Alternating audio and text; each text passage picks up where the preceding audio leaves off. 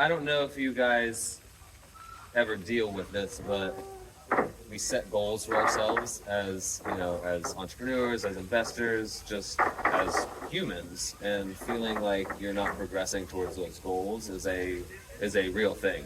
So the gap and the gain helps us to kind of deal with the turmoil that comes along with setting goals and feeling like you're not accomplishing them, right? It's a little cheesy, but these phrases exist for a reason, that it's not about the destination, it's about the journey. And realizing that, especially in real estate, but just life as a whole, is about the pursuit, right? Real estate is a long-term thing. As a matter of fact, getting rich really, really slowly. And so being able to deal with the setbacks and things like that when they come along is super powerful. The gap is from where we're at to where we want to be. And living in the gap has really negative consequences. It leads to like negative self-talk. I'm not good enough. I'll never be there. Depression can happen when you're not reaching your goals, or you're feeling like you're not reaching your goals. Let's use real estate for example. Of course, I want to buy 10 properties by the end of the year. And I work really hard, and the end of the year comes around and I've bought 6 properties. It's really easy for us to go, I failed. I missed out on 4 properties. I didn't do good enough. I didn't, work hard enough. I'm a failure. And some people will even quit at that point. That's the gap, right? These 4 properties that we're missing. When we're looking at it from a gain standpoint, you're able to look back and go, man, I gained 6 properties over the past 3 months. I just want to play. How amazing is that, right? Looking at it from the gap standpoint switches things from the negative connotation to a very positive thing. We're able to look at what we've achieved rather than what we're lacking.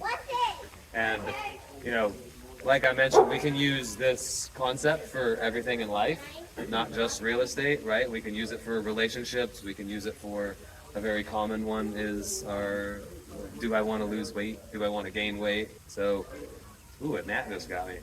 If I'm looking at it from a weight standpoint, I want to lose 20 pounds by the end of the year. I do all these things, by the end of the year, I've only lost 14 pounds. Oh, I even used it there. I've only lost 14 pounds. Immediately into the gap.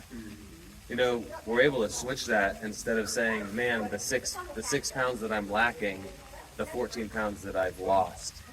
And not only the 14 pounds that I've lost, but the things that I've learned throughout that process. 3 months ago, I was eating McDonald's every day. And now I'm eating Whole Foods. And I've taken control of my nutrition. 3 months ago, I had 14 pounds extra on me. 3 months ago, I wasn't exercising at all, and now I'm exercising 4 times a day. All right, so being able to switch this from getting out of that gap mindset and getting into that gain mindset is really, really important, right? This is all well and good, but how do we do this? I don't know if any of you are already journaling, but this is a very important part of my life now since I've started doing this.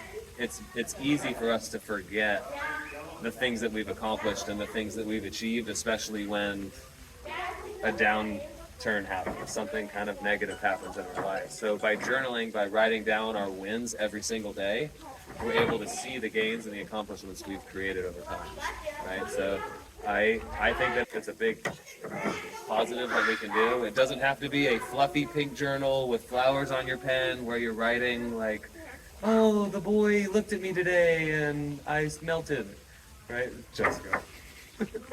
I've never done that before in her life. You should be able to use your journal as those types of things as well for the intent of building this gained mindset and this muscle that we need to do. Writing down at the end of your day just 3 to 5 wins, things that you've accomplished throughout that day, is super important, super helpful. So when the week ends, you're able to look back and see the things that you've accomplished. When the month ends, you're able to look back and see all the things that you've gained over that month. Starting out, it's difficult. You don't have to be super complex about it. You can just write down, I made my bed this morning, right? The dishes were cleaned by lunchtime. I say these ones because those are the ones that I use to get started, right? As it iterates over time, you'll start writing down, I met a new lender today that I can do deals with, right?